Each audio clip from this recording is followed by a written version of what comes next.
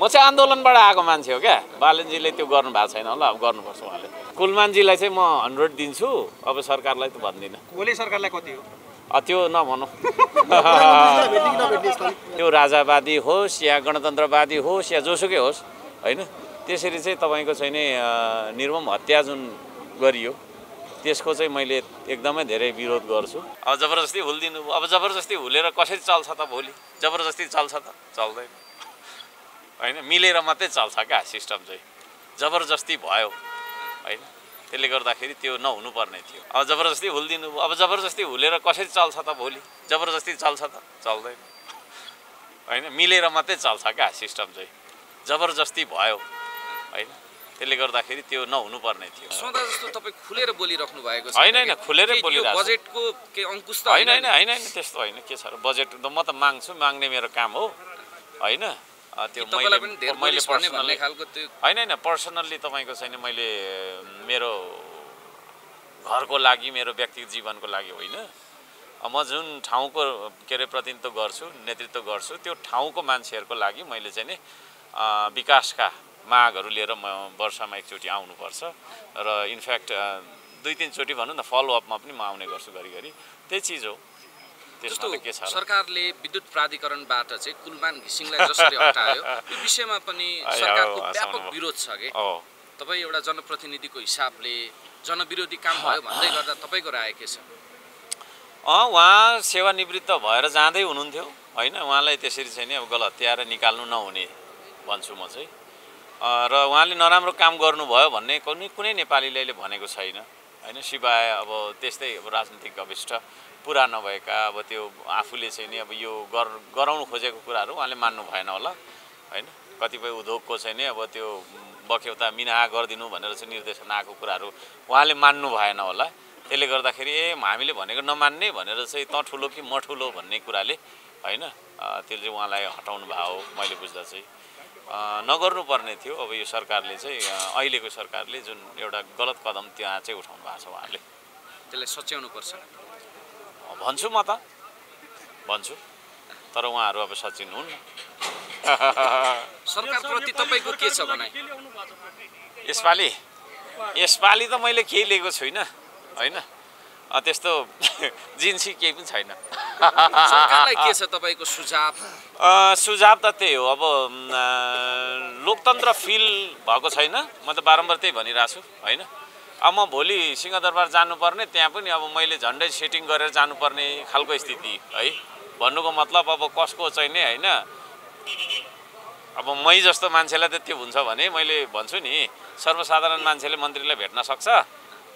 अस्ति प्रधानमन्त्रीले नभेट्नु भयो नि त होइन। तपाईको वास्तविक चाहिँ अहिले आउँदैछ के तपाईको त्यो? त्यसले गर्दाखेरि के छ भने लोकतन्त्रमा होइन जनता सार्वभौम हुनुपर्छ।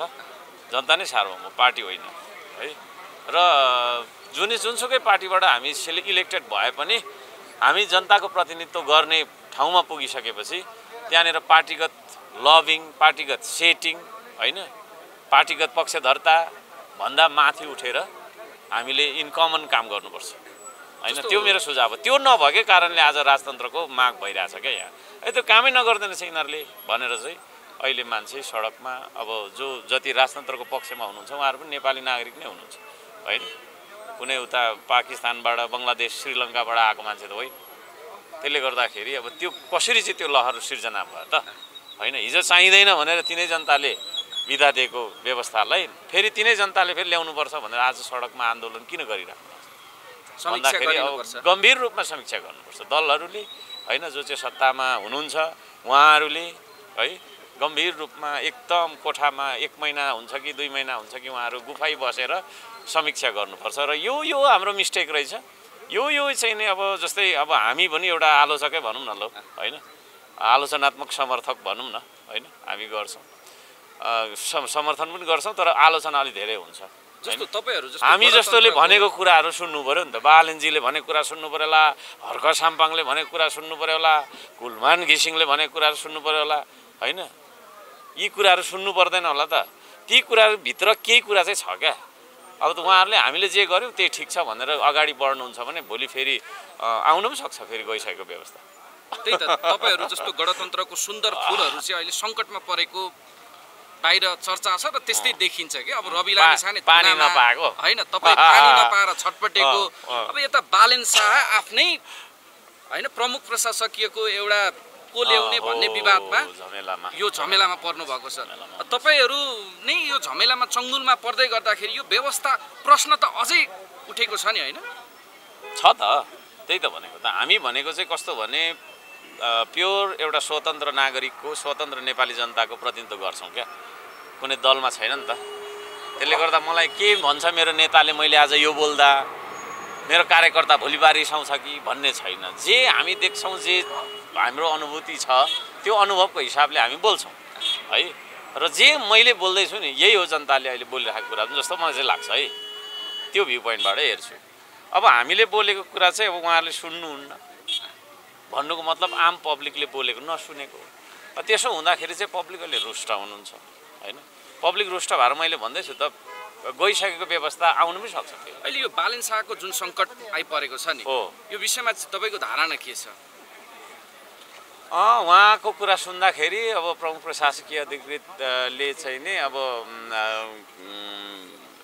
अलिक प्रक्रियामा केही कुरा तलमाथि गरेको कारणले निलम्बन गरेर छानबिन गरिराखेको भन्ने स्थिति छ अनि त्यस्तो खालको अवस्थाको मान्छेलाई नै जबरजस्ती नहुल्नु पर्थ्यो जस्तो लाग्छ मलाई चाहिँ है हुन त अब मेरो क्षेत्राधिकार होइन हैन अब जबरजस्ती हुल्दिनु अब जबरजस्ती हुलेर कसरी चल्छ त भोलि जबरजस्ती चल्छ त चल्दैन हैन मिलेर मात्रै चल्छ क्या सिस्टम चाहिँ जबरजस्ती भयो हैन त्यसले गर्दाखेरि त्यो नहुनु पर्ने थियो यो स्वतन्त्र हुँदाको परिणाम हो म बस्छु 2-3 दिन बस्छु अब यहाँ अहिले नै फर्किन्छु भन्ने यो स्वतन्त्र हुँदाखेरिको पीडा हो अथवा भनौं यो परिआएको अहिले जस्तो बालेनलाई परेको छ यो स्वतन्त्र हुँदाको एउटा पीडा हो त्यही हुन सक्छ तपाईलाई त्यस्तो पीडा परेन म त फिल गर्दिन त्यस्तो फेरि म त लडेर आएको मान्छे हो कि म चाहिँ आन्दोलनबाट आएको मान्छे हो क्या बालेनजीले त्यो गर्नु भएको छैन होला अब गर्नुपर्छ उहाँले भनेपछि यो तपाई हर्कसम्म आफै एउटा आन्दोलन थियो के यसो हेर्नु न मेरो हिस्ट्री मेरो चाहिँ एउटा अन्तिम प्रश्न नि त्यो बेला बखतमा तपाईले गर्दाखेरि म त्यो श्रीपेज पाए मै लाउँछु बरु हर्क साम्पाङलाई चाहिँ राजा बनाऊ भन्ने त्यो विषयमा बोल्दिनु पर्यो त्यो चाहिँ कस्तो भने अब एउटा कस्तो भने मैले राख्न चाहेको त्यो कुरा के भन्दाखेरि एउटा व्यङ्ग्य जस्तो हो म व्यवस्थाको हिसाबले एउटा एज अ पर्सन हैन एज अ सिटिजन मेरो चोइस हुँदाखेरि म गणतन्त्रको पक्षमा भोट हाल्दा चाहिँ तर मैले मात्रै भनेर हुँदैन मैले अघि भने नि त सबैजना रुष्ट भइराखेको छ हैन बरु यो यस्तो भन्दा त बरु त्यही ठिक छ भनेर जनताले ल्याइदियो भने अब फेरि म एक्लैले के पनि गर्न सक्छु भनेको भोलि सडक र सदनमा त्यो माहौल बन्यो भने हर्क साम्पाङ त्यसको विरुद्धमा जाँदैन किन जानु त म त्यसको विरुद्धमा राष्ट्र संस्था पुनर्स्थापना भयो भने पनि सुन्नु न त्यसको विरुद्धमा किन जाने म पब्लिकले लिएर आयो भने पब्लिकसँग लड्न सक्छु त म सक्दिनँ नि त म पब्लिकको सर्भेन्ट है त्यसले गर्दा पब्लिकले नै त्यो लिएर आयो भने त्योसँग लड्न किन लड्ने मैले त्यो चाहिँ रवि लामिछानेको विषयमा के छ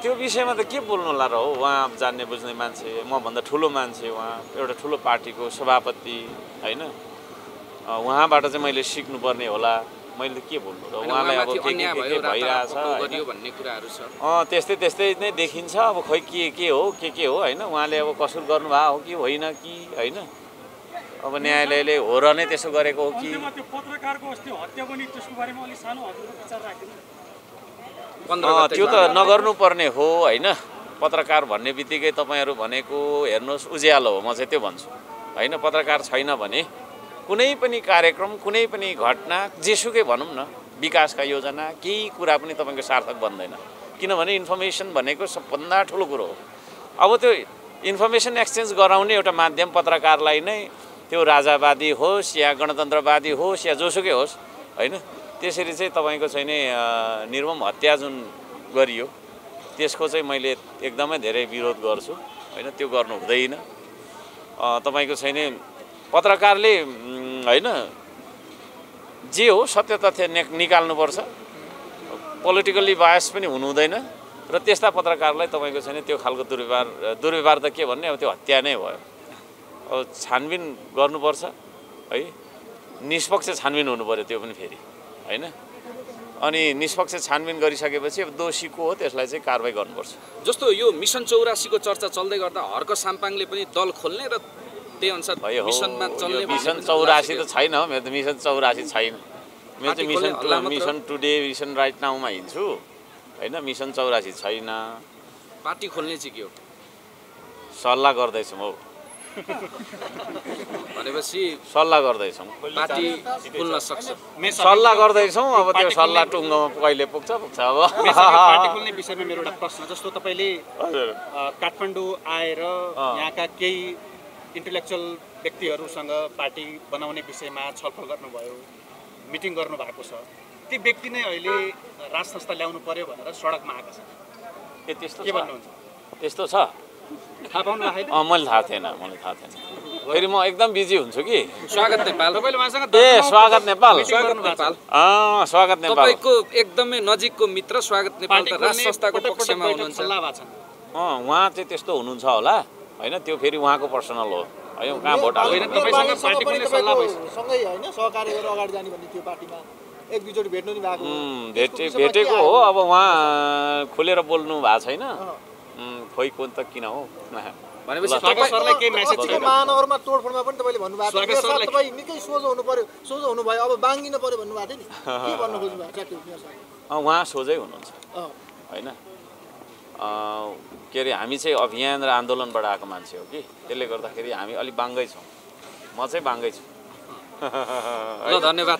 त्यसले गर्दाखेरि उहाँ पनि अलिकति बाङ्गो हुनुपर्छ यो विषयमा चाहिँ। त्यस्तो कार्य तपाईँकोमा भएको भए तपाईँको प्रतिक्रिया चाहिँ के हुन्थ्यो? मेरो त अर्कै खालको हुन्थ्यो। Tit for tat. मेरो त अर्कै खालको हुन्थ्यो। ल धन्यवाद। ल हस् त। कुलमानलाई कार्य सम्पादन मूल्याङ्कनमा 0 दिने अहिलेको सरकारलाई तपाईँले कति अङ्क दिनुहुन्छ? सरकारलाई खै उहाँ कुलमानजीलाई चाहिँ म 100 दिन्छु। अब सरकारलाई त भन्दिनँ। ओली सरकारलाई कति हो? त्यो नभनौँ। अब खोइ कोन त हौ। यसपालि तपाईँ यो सरकारप्रति तपाईँको बोली छ नि जुन पहिले भन्दा चाहिँ एकदमै यो हुन्छ नि आक्रोशपूर्ण हुन्थ्यो भने अहिले चाहिँ संयम भएको हो, तपाईँ नरम भएको होइन। त्यस्तो मैले पहिला पनि आक्रोशित थिएँ र थियो नि।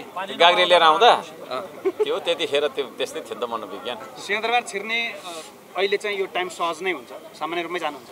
सामान्य रूपमा जान्छु म। सामान्य रूपमा जान्छु। एज द मेयर जान्छु होइन। त्यो हो। अघिल्लोबाट तपाईँले अवरोध गरियो नि त गाग्री लगेर जाँदाखेरि? गाग्री राख्नुभयो, अवरोध भन्दा पनि गाग्री राख्नुभयो। अनि धेरै सेक्युरिटी दिनुभयो। धन्यवाद। Thank you so much.